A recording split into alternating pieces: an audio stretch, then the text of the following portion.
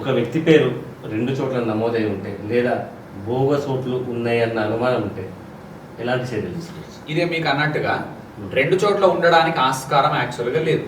చట్టరీత్యా అది criminal case అవుతుంది ఎవరైనా రైజ్ చేస్తే కదా. మనం ఏం చేయాలంటే 2-3 చోట్ల ఉండడానికి ఆస్కారం లేదు కాబట్టి ఇప్పుడు ఓటర్ చూసుకోవాల్సింది ఏంటంటే ఏ ప్లేస్లో నాకు ఓటు హక్కు కావాలి అని చెక్ చేసుకోవాలి. ఇప్పుడు ఫర్ ఎగ్జాంపుల్ నేను మళ్ళీ చెప్తున్నా, పుట్టిన ప్లేస్లో ఉంది నాకు, వృత్తిరీత్యా హైదరాబాద్లో కూడా ఉంది. ఉన్నప్పుడు 2 ప్లేస్లలో ఉండకూడదు కాబట్టి ఊర్లో ఉంచుకుంటావా ఇక్కడ ఉంచుకుంటావా ఓటును నీ ఇష్టం అది యాక్చువల్గా అయితే. బట్ జనరల్గా అయితే యాజ్ పర్ ఎలక్షన్ కమిషన్ నువ్వు ఎక్కడైతే కరెంట్గా ఉంటున్నావో అక్కడే ఉండాలనేది ఎలక్షన్ కమిషన్ చెప్తుంది. బట్ అక్కడ నీకు ప్రూఫ్ ఉండి నేను ఊర్లో ఉంచుకుంటా అంటే నాకు తెలిసి వర్కౌట్ అవుతుంది. లేదు అక్కడ ప్రూఫ్ లేదు అన్నప్పుడు హైదరాబాద్లో పెట్టుకొని నువ్వు పెట్టుకో, అంటే అది డిసైడ్ చేసుకొని అక్కడ డిలీట్ చేసుకొని ఇక్కడ మ్యాపింగ్ ఇవ్వాలి. ఎన్యూమరేషన్ ఫామ్ ఏమో ఎక్కడైతే మనము ఓటును ఉంచుకోవాలనుకుంటున్నామో అక్కడ ఎన్యూమరేషన్ ఫామ్ సబ్మిట్ చేసుకోవాలి. ఎక్కడైతే డిలీట్ చేద్దాం అనుకుంటున్నామో అక్కడ ఫామ్ 7 డిలీట్ చేసుకోవాలి. ఫామ్ 7 సబ్మిట్ చేస్తే డిలీట్ అయిపోతుంది. దానికి ఏమన్నా డాక్యుమెంట్స్ ఏమన్నా ఫామ్ 7 7కి నాకు తెలిసి అయితే ఎలక్షన్ కమిషన్ మన ఓటర్ ఐడి కార్డు అవసరమైతే ఆధార్ అంతా బట్ ఆ డీటెయిల్స్ ఎక్కువ అంత లేదు. బట్ ఫామ్ అడిగితే మాత్రం మేజర్లీ మనకు 2 ఇంపార్టెంట్ అన్న, ఆధారు, రెండోది ఎలక్షన్ కార్డ్ది తీసుకున్నారంటే ఈ 2 ఉన్నాయంటే మనం I think it is sufficient. Age అయితే అక్కడ మీరు ఏజ్ సవరణ చేస్తున్నప్పుడు మాత్రం 10th క్లాస్ సర్టిఫికేట్, లేదంటే ఏదన్నా కుల ధృవీకరణ పత్రంలో కూడా ఉందనుకుంటా ఏజ్, నాకు తెలిసి టీసీలో ఉంటుంది. సో అట్లా మీరు పర్టికులర్ అంటే సవరణ చేస్తున్నప్పుడు మాత్రం ఫామ్స్ చేంజ్ అవుతాయి. సవరణ చేయనప్పుడు మాత్రం జనరల్లీ ఆధార్ కార్డు సరిపోతుంది, ఫోటో ఐడీలు అన్నీ సరిపోతాయి, ఆధార్ కార్డు సరిపోతుంది. అండ్ ప్లస్ మీరు అడిషనల్గా ఎలక్షన్ కమిషన్ కార్డు ఎట్లా, ఎపిక్ కార్డు ఎట్లా పెడతాం మనం జనరల్, ఆ card election commission card, Aadhaar card generally సరిపోతాయి. చనిపోయిన వారి ఓట్లు ఉంటాయి, వాళ్ళని తొలగించాలంటే ప్రాసెస్ ఇప్పుడు చనిపోయిన వాళ్ళ ఓటు సేమ్ ఫామ్ 7 డిలీషన్ క్లియర్గా డిలీట్ చేయాలి. ఎందుకు డిలీట్ చేయాలంటే ఒకటి గుర్తుంచుకోండి, ఎలక్షన్ కమిషన్ ఇంతకాలం ముందు వెరిఫై చేయలేదు ఎవరు చనిపోయినారు, ఎవరు ఓటు డిలీట్ చేయాలని వాళ్ళు వెరిఫై చేయలేదు.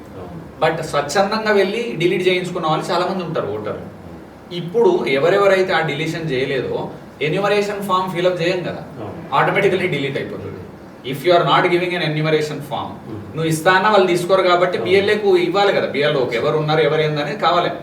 ఇప్పుడు అక్కడ డిలీషన్. అదర్వైజ్ నిజంగా మనం స్వచ్ఛందంగా చేద్దాం అనుకున్నప్పుడు మళ్ళీ ఫామ్ 7 ఈస్ ఫర్ డిలీషన్.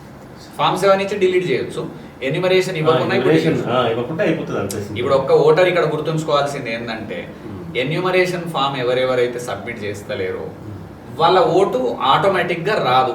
ఇప్పుడు ఫస్ట్ పాయింట్. సో అందరు ఏం చేయాలంటే ఎన్యూమరేషన్ కంపల్సరీ ఫిల్ చేయాలి అందరు. టోటల్ ఎన్యూమరేషన్ ఫామ్ అనేది చాలా చాలా ఇంపార్టెంట్, దాన్ని లైట్ తీసుకోవడానికి.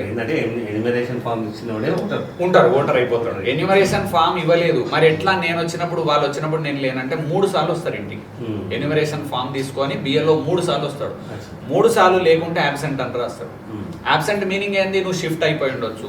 అబ్సెంట్ మీనింగ్ ఏంది, నువ్వు 1 or 2 persons డెత్ అయి ఉండొచ్చు. అబ్సెంట్ అంతే ఇక్కడ ఎవరూ లేరు. అవన్నీ వాళ్ళు పెట్టుకుంటారు, పెట్టుకొని వాళ్ళు అంటే ఓటర్ లిస్ట్ ఎన్యూమరేషన్ ఫామ్ లేదంటే సరిపోతుంది. మరి కొందరికి డౌట్ రావచ్చు, నేను ఎక్కడో ఉన్న ఎన్యూమరేషన్ ఫామ్ ఎట్లా సబ్మిట్ చేయాలి, 3 సార్లు వాళ్ళు వచ్చినప్పుడు నేను లేను. ఆన్లైన్లో కూడా ఎన్యూమరేషన్ ఫామ్ ఫిలప్ చేసే మెథడాలజీ ఉంది. అయితే ఈ సర్ ప్రాసెస్లో బిఎల్ఓ తోటి ఎందుకు కనెక్ట్ అవ్వాలి? ఇప్పుడు ముఖ్యమైన ప్రాసెసే ఇది ప్రత్యేక సమగ్ర సవరణ, ఎలక్షన్ లిస్ట్ ఓటర్ లిస్ట్ది జరుగుతుంది కదా. దీనికి ముఖ్య అధికారి ఆ బూత్లో బిఎల్ఓ. ఇప్పుడు బిఎల్ఓ ఎవరు అనేది మనకు తెలియకపోతే ఏ 10 ఇండ్లు తిరుగుతుండే ఎవరికి తెలుసు?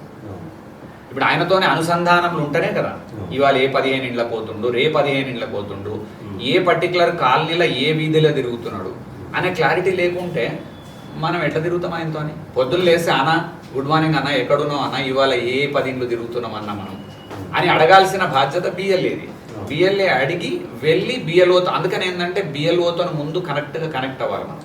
కనెక్ట్ అయ్యి ఆ పర్సన్తోని అనుసంధానంలో ఉండి, నా దృష్టిలో కొంత ప్రాపర్ రిలేషన్షిప్ విత్ బిఎల్ఓ చాలా చాలా ఇంపార్టెంట్.